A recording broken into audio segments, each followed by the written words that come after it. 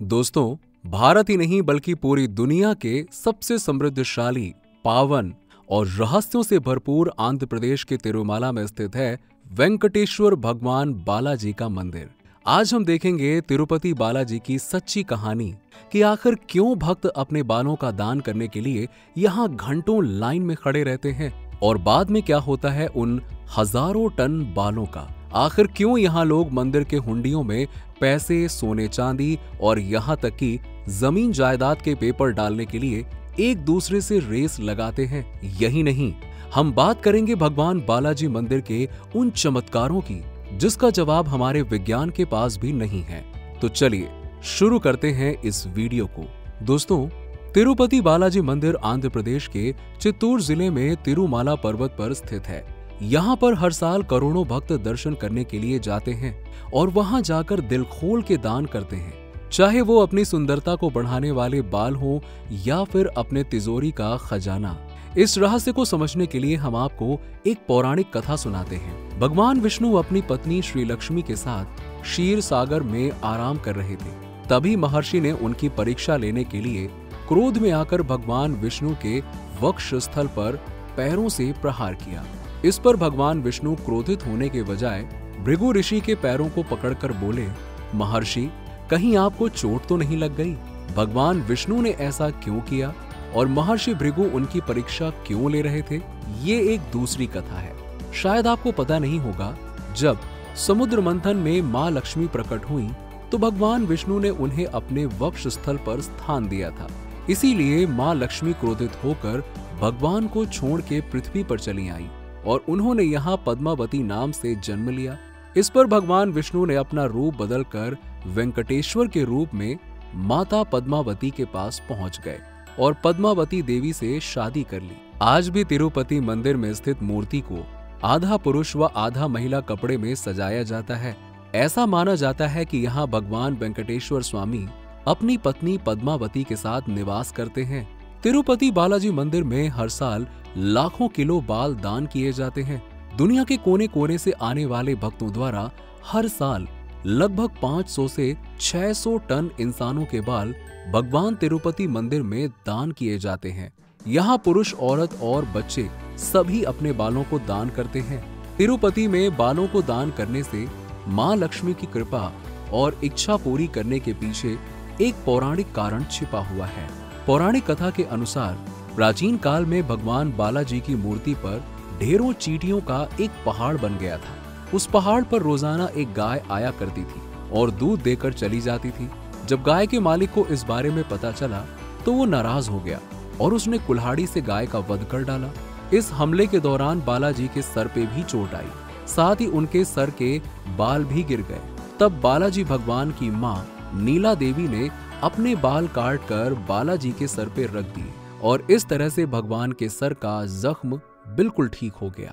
खुश होकर भगवान ने उनसे कहा कि बाल शरीर की सुंदरता को बढ़ाते हैं और आपने मेरे लिए उनका त्याग कर दिया। आज से जो भी मेरे लिए अपने बाल का त्याग करेगा उनकी हर इच्छा पूरी होगी। तब से भक्त अपने बालों को बालाजी मंदिर में दान कर रहे हैं। इस मंदिर के पास नीलादरी हिल्स है जिस पर नीला देवी का भी मंदिर स्थित है। अब दोस्तों, आपको आश्चर्य होगा कि मंदिर ट्रस्ट इन बालों की बिक्री से हर साल 150 करोड़ की आमदनी करता है।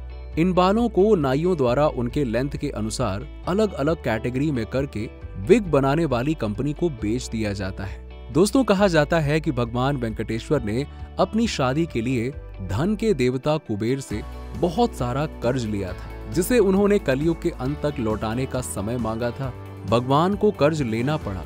ऐसा जानकर यहाँ आने वाले भक्त अपनी सारी की सारी तिजोरी खाली कर देते हैं और बहुत सारे भक्त तो भगवान को अपने बिजनेस में पार्टनर बनाते हैं और बिजनेस में जो भी प्रॉफिट कमाते हैं उसमें से भगवान का हिस्सा दान करने के लिए हर साल मंदिर में आते हैं। मान्यता है कि भगवान को दान करने से हमारे घर में कभी भी धन की कमी नहीं होती है। दान के मामले में ये दुनिया का सबसे अमीर मंदिर है। यहाँ नोट गिनने के लिए सैकड़ों कर्मचारी रखे गए हैं, फिर भी नोट की गिनती नहीं हो पाती है। तो सिक्कों को तो सिर्फ तौल ही दिया जाता है और तौल के अनुमान लगाया जाता है कि आखिरकार ये कितना होगा। इसकी कुल संपत्ति दुनिया के कई देशों की जीडीपी से भी ज्यादा है। मंदिर ट्रस्ट के अनुसार करीबन 10 टन सोना और 15,000 करोड़ रुपया तो सिर्फ बैंकों में जमा है और इसकी कुल चल और अचल संपत्ति को मिला दे तो करीबन 2.5 लाख करोड़ की संपत्ति मंदिर ट्रस्ट के पास है, जो हर साल बढ़ती ही जा रही है। आइए देखते हैं मंदिर की कुछ रोचक बातें और रहस्यों को, जिनका जवाब वैज्ञानिक आज तक ढूंढ रहे हैं। भगवान को चढ़ने वाला महाप्रसाद इस मंदिर से 23 किलोमीटर दूर एक गांव से आता है, जहां बाहरी व्यक्तियों का जाना वर्जित है। यहाँ पर लोग बहुत ही नियम और संयम के साथ रहते हैं। मान्यता है कि बालाजी को चढ़ाने के लिए फल, फूल, दूध, दही और घी सब इसी गांव से आता है।